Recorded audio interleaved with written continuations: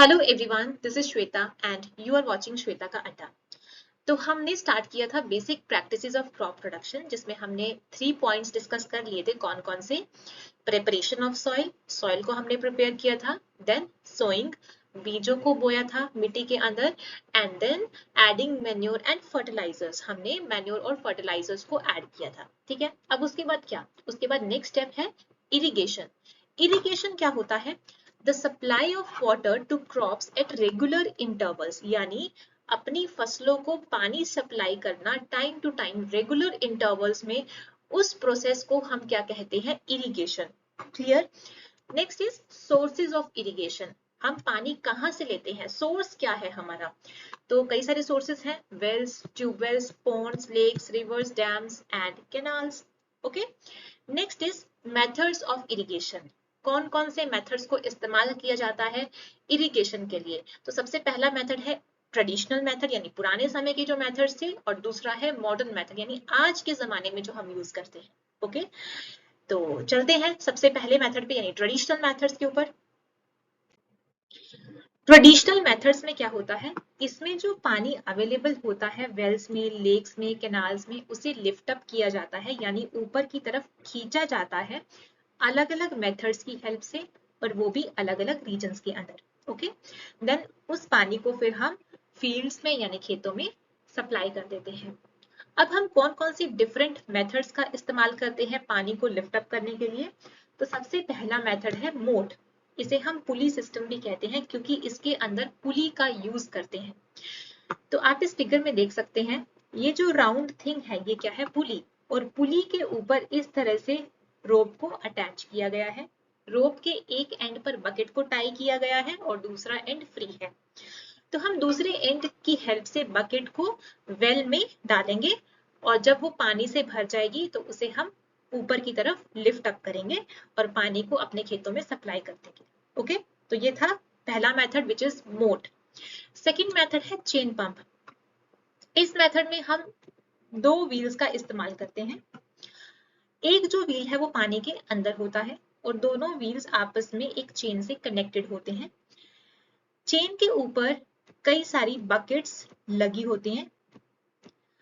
अब ये wheel rotate कैसे करते हैं? ये एक पंप की हेल्प से रोटेट करते हैं, इसीलिए इस मेथड का जो नेम है वो क्या है? Chain pump method. ओके, तो जब ये व्हील्स रोटेट करेंगे, उनके साथ साथ बकेट्स भी रोटेट करेंगी और नीचे आएंगी, पानी से भर जाएंगी, और फिर जब ये बकेट्स ऊपर आएंगी तो उस पानी को फिर हम फील्ड्स में सप्लाई कर देते हैं।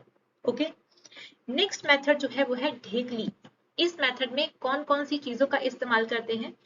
बकेट, रोप, और एक ये long road.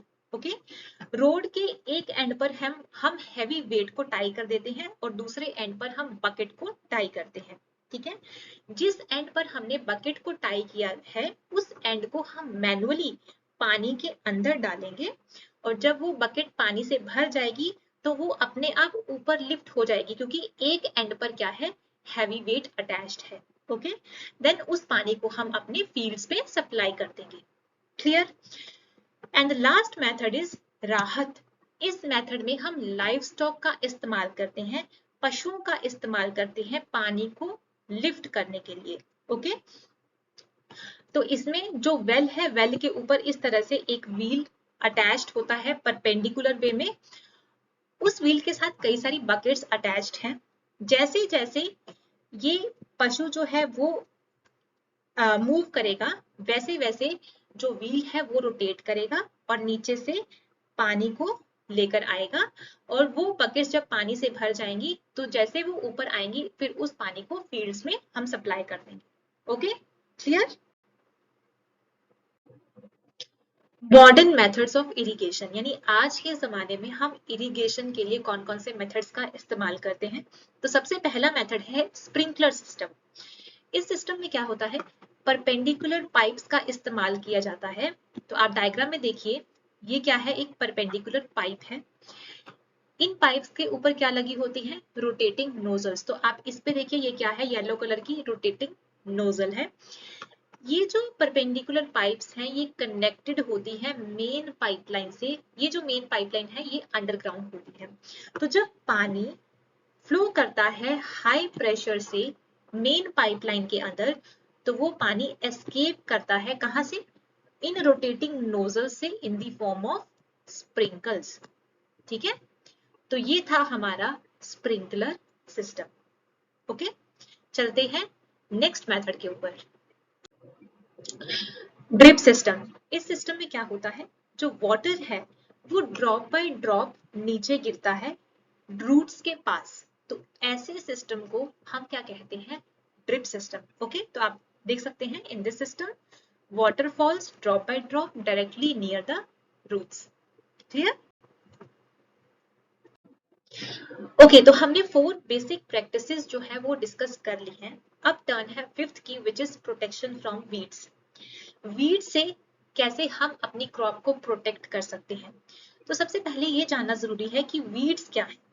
Weeds are undesirable plants that may grow naturally along with the crop. ये ऐसे प्लांट्स हैं जो हमें नहीं चाहिए, यानी these are the undesirable plants, जो खुद ब खुद नेचुरली हमारी क्रॉप के साथ उग जाते हैं। ठीक है, the removal of weeds is called weeding. Weeds को रिमूव करने का, वीड्स को हटाने का जो प्रोसेस है उसे हम क्या कहते हैं? वीडिंग। ओके, वीडिंग जरूरी क्यों है?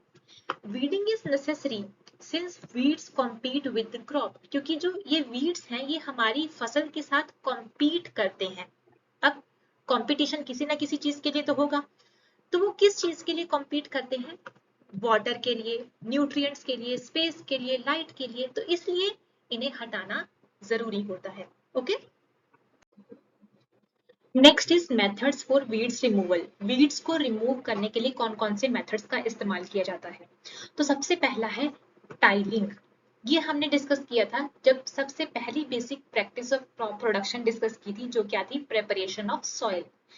टाइलिंग में क्या होता है, हम सॉइल को लूज करते हैं और टर्न करते हैं। टर्न करने का मतलब कि जो नीचे की सॉइल है उसे ऊपर की तरफ लेकर आते हैं, है ना? तो ये जो टाइलिंग है ये हम किसी न किसी टूल की हेल्प से किया करते हैं। तो जब टाइलिंग करेंगे तो क्या होगा, जो वीड्स हैं यानी जो अनवांटेड प्लांट्स हैं वो ऑटोमेटिकली क्या हो जाएंगे? अपरूट हो जाएंगे, यानी उखड़ जाएंगे और किल हो जाएंगे। ओके, इसके बाद वो सूख कर मिट्टी के साथ मिल जाएंगे। ठीक है, next is the manual removal, यानी मैनुअली हम वीड्स को रिमूव करें। कैसे? या तो उन्हें अपरूट करें, जड़ से उखाड़ दें, या फिर उन्हें कट करें। कट कहाँ से करना है? ग्राउंड के बिल्कुल पास से। ठीक है, और ऐसा नहीं कि एक बार कट कर दिया हो गया, नहीं, उन्हें टाइम टू टाइम कट करना बहुत जरूरी है, क्योंकि वो दोबारा से उग जाएंगे। ओके, नेक्स्ट जो लास्ट मेथड है वो क्या है? Weeds are also controlled by using certain chemicals. हम कुछ केमिकल्स का भी इस्तेमाल करके उन्हें कंट्रोल कर सकते हैं, और उन केमिकल्स को हम कहते हैं वीडीसाइड्स। ठीक है, एक एग्जांपल दी गई है 2,4-D। ये क्या है? 2,4-डाइक्लोरोफिनॉक्सी एसिटिक एसिड। ठीक है, ये क्या है? एक वीडीसाइड है जिसे हम इस्तेमाल करते हैं वीड्स को कंट्रोल करने के लिए। ओके, अगर हम बात करें कि क्या ये हमारी क्रॉप को डैमेज कर सकती हैं या हमारी क्रॉप को किसी ना किसी तरह का नुकसान पहुंचा सकती हैं, तो ऐसा बिल्कुल भी नहीं है। ओके, तो आज की वीडियो में सिर्फ इतना ही, मिलते हैं नेक्स्ट वीडियो में। Till then stay happy and please don't forget to subscribe my channel. Bye bye.